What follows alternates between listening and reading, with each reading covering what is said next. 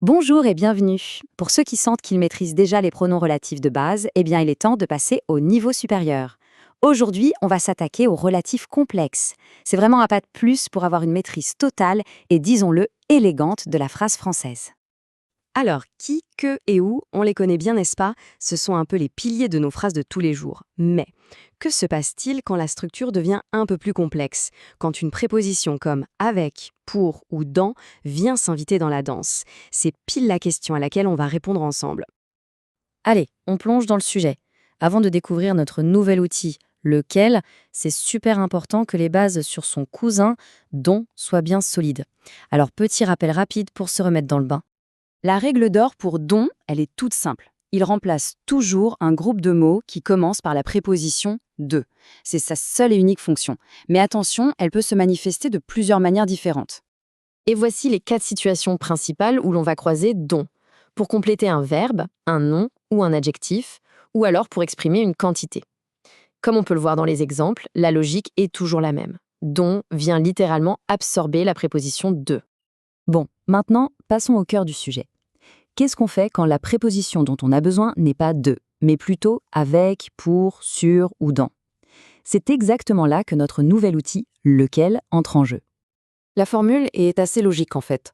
On met la préposition et juste après, le pronom lequel. Mais le point crucial, le truc à ne jamais oublier, c'est que lequel doit absolument s'accorder en genre et en nombre avec le nom qu'il remplace. Ce nom, en grammaire, on l'appelle l'antécédent. Ce petit tableau, il résume parfaitement les 4 possibilités.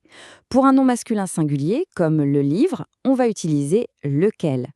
Pour la table, qui est féminin singulier, ce sera laquelle.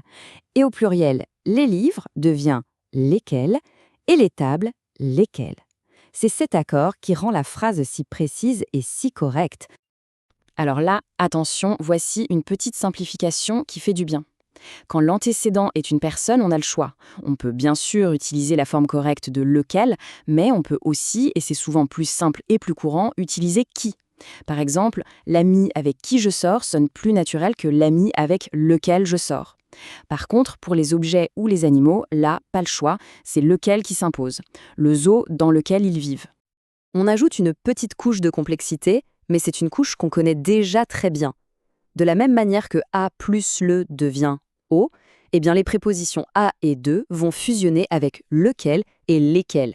Et attention, ce sont des contractions obligatoires. Regardons un peu comment ça marche avec A. A plus le, ça donne auquel. A plus lesquels, ça donne auquel.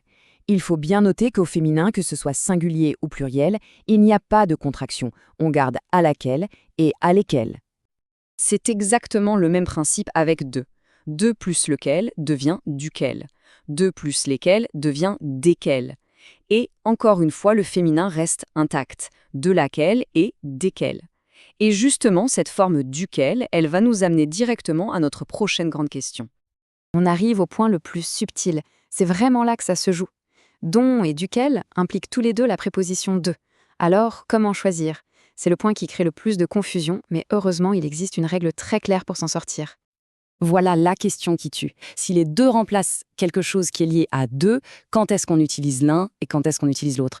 La réponse, en fait, elle ne se trouve pas dans le pronom lui-même, mais dans la structure de la phrase tout autour. Et voici la clé du mystère. On utilise donc quand le de est demandé par le verbe, le nom ou l'adjectif qui vient après lui dans la phrase.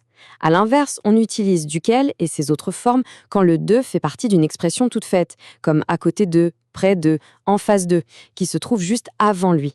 Pour le dire encore plus simplement, on pense à don quand on voit une structure comme avoir besoin de, parler de, la mère de. Le de appartient à ce qui suit le pronom. C'est comme s'il regardait vers l'avant. Et à l'inverse, on pense à duquel quand on voit des expressions figées comme à côté de, loin de, au cours de. Ici, le de est soudé à ce qui précède. Le pronom regarde en quelque sorte vers l'arrière. Bon, à cette théorie, la meilleure façon de vraiment solidifier ces règles, c'est de les voir en action. Alors, mettons tout ça à l'épreuve avec quelques petits exercices. Prenons cette phrase. Je te présente la fille, j'ai habité. Quel pronom et quelle préposition permettrait de relier la fille et le fait d'avoir habité? La réponse est chez qui ou chez laquelle. Pourquoi? Parce que le verbe habiter ici, il sous-entend habiter chez quelqu'un. Et comme l'antécédent, la fille, est une personne, Les deux options sont tout à fait correctes. Chez qui est peut-être un peu plus courant à l'oral et chez laquelle un peu plus formel. Allez, deuxième petit défi, j'habite dans l'appartement, Géange, il y a une banque. Ici, l'idée, c'est de décrire la position de la banque par rapport à l'appartement. Et la bonne réponse est en face duquel. L'expression dont on a besoin est en face de.